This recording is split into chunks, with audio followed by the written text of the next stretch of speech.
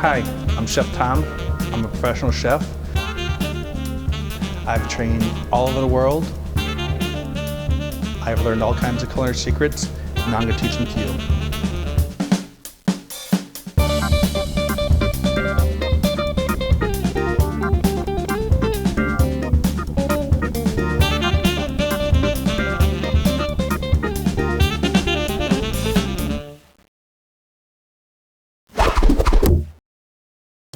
This technique is a Tornai. The Tornai is probably going to be the hardest knife to learn just because it's really tricky. The Tornai is supposed to be 3/4 inch thick, 2 inches long, and have 7 sides. Kind of tough to get. We use these for garnishing foods in French cuisine. It's got a lot of ways, so most mainstream kitchens will not do this technique, but let me show you anyways. Getting started, what I want to do is take a little bit off both ends. I'm going to put this into our scrap pile. So what I'm going to do to start the Tornai is I'm going to put training wheels on it. And the best object you probably have on you right now is going to be a thermometer. If you don't have a thermometer, you use a straw or anything, or just kind of poke it. So this right here is great for that. So I want to do is put just a little bit here, a little bit there. So that gives you a start point and an end point. Your first cut, what you want to do is start there. Then you want to bring this up, around, and down. So you have your start point and that's your end point. Next cut is a fairly important cut. You want to bring this up and around. And one thing you tell these cuts, the peak is going to be in the middle. If the peak's on the side, it's not going to be good. Okay, so this next cut, these first 2 cuts were kind of important, but not really. As long as you peak in the middle, you're all set. But now your cuts start getting really important. And the way to do this now is you want to do a cut 1/8 of an inch. You want to bring out the 1/4 inch and drop it back to 1/8 of an inch. It's a little tricky. You'll get it. When I'm holding this Tornai, this hand, the thumb and your pointing finger are here. And the way you're actually cutting this is you are holding on to this and you're pulling the knife towards your thumb. So the thumb is actually pulling this. This part is not working. The thumb is pulling the knife to it. Don't try to make it so you're trying to push them through. You'll cut yourself really quickly. So next cut is going to be 1/8.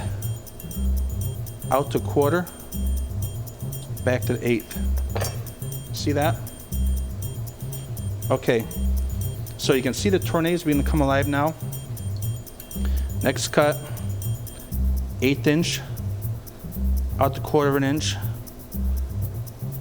back to 1/8 of an inch. Tornais coming alive. I tend to put water. When you put water in a knife, it kind of helps it slide through a little bit easier. If you don't have an ultra sharp knife, you're gonna have a bad day trying to cut these.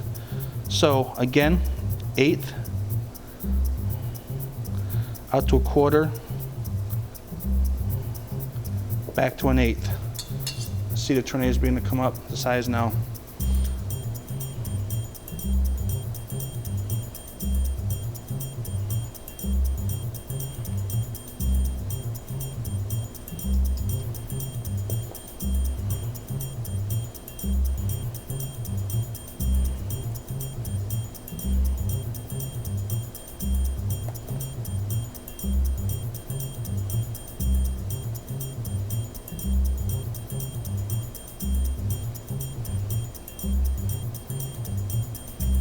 So you continue around cutting the Tornai until you have all 7 sides cuts, and it's about 3/4 inch and 2 inch long, and that's how you make your Tornai. This cut is going to be the most difficult cut you're going to have to do in your repertoire. You know, how I used to practice this, I would sit in front of the TV and just have 50 pounds of potatoes and Tornai, Tornai, Tornai, Tornai. Some things you might want to try is actually taking an egg and taking a knife and just practicing the motion over the top of it, or just get a 50-pound bag of potatoes and go to town on it. You know, we have Tornai knives for this, and Tornai knife's okay. If you don't have one, I wouldn't go out and buy one just to do Tornais. one pony trick, so I won't mess with this. I tend to use my paring knife for this skill. Okay, filleting a mushroom is kind of an easy thing, but it takes a lot of time, a lot of practice. So first thing you want to do is start with I like the white button mushrooms, usually medium size, and on my paring knife. So the first thing you want to do is start laying off. So what I do with this is I take my knife, and you see I'm kind of holding it backwards. It just makes it a lot easier for me. So when I pull down, the weight of the back of this blade kind of helps me out a little bit with that. So come across, right across the middle, take my first wedge out. So once I have my first wedge out, that's my starting point. You can kind of readjust this throughout the thing, but that's my starting point. So now my next cut, what I want to have is start my next part. The front of the knife is cutting, and the back of the blade is actually going right where the first cut ended, right on the ridge. So again, here we go. Front of the blade's cutting, back of the blade's on the ridge. And this is just something done strictly for looks. Doesn't make the mushroom taste any better.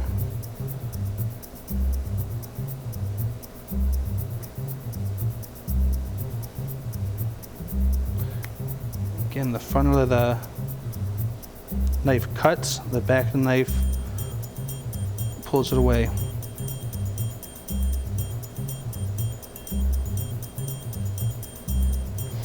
Some of the mistakes that a lot of people make when doing these mushrooms is they get off the middle, they start from the sides. If you start getting away from the side, just again start a little more towards the middle and make your cut, and you'll be all set.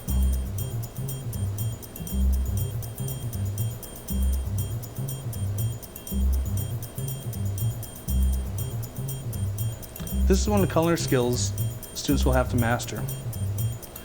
So now you have this, the next part to finish this is you'll take it, put it on the table, and you just want to slice this kind of dead even so the stem's really not in there so much, and that'll be your final presentation right there.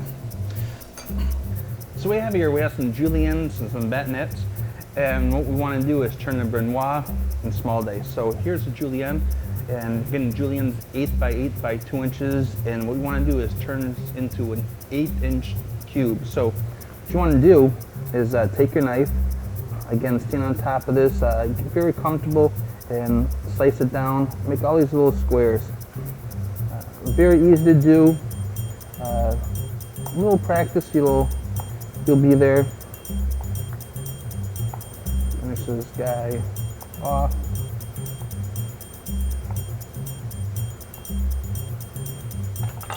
So when you're done, you have all these little squares. When you're doing fine cuts like this, sometimes things just make people crazy. You know, very tedious. Lots of time, you want them to be absolutely perfect. You know, we use these a lot in our really high-end garnishing, maybe parts of our components to our dishes, just to show that we have extra skills. But I guarantee you that this potato is not going to taste any better than one's not cut properly. So let's go on to the bâtonnet. The bâtonnet is a 1/4 inch by 1/4 inch by 2 inches, and what we want to do is make this into a small dice. A small dice is a 1/4 inch cube. Again, this is something we use for a garniture or possibly our vegetables, so everything looks nice, neat, and everything that's cut the same, cooked the same amount of time. So that might be another reason we use this particular cut. So again, with this cut, you know, you want to take your knife, put it down, and you want to see a square on top. Once you see the square on top, you want to slice it down. Again, see the square, slice it down. And what I'm talking about with getting the square on here, you just want to keep putting your knife over and over and over till this part right here looks like a square. It's very important to get that.